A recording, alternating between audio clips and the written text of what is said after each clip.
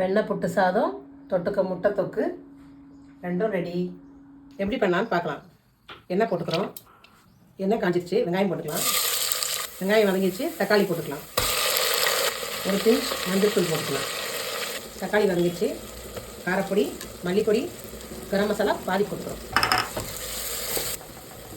மசாலாவும் நல்லா வதங்கிடுச்சு. அரிசி போட்டுக்கலாம்.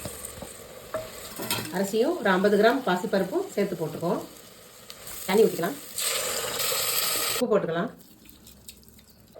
மிச்சருக்க கறி மசாலா பொடி போட்டுக்கலாம். குக்கரை மூடி 2 விசில் விட்டுக்கலாம். டிஷ்ஷாக முட்டை தொக்கு பண்ணிக்கலாம். எண்ணெய் ஊற்றிக்கிறோம். கடுகு போட்டுக்கிறோம். சோம்பு போட்டுக்கிறோம். வெங்காயம் போட்டுக்கிறோம். நல்லா வதங்கிடுச்சு. தக்காளி போட்டுக்கலாம். கொஞ்சம் தண்ணி விட்டுக்கலாம். எண்ணெய் பிரிஞ்சு வந்துச்சு. வேக வச்ச முட்டையை போட்டுடலாம். முட்டை தொக்கு தயார்.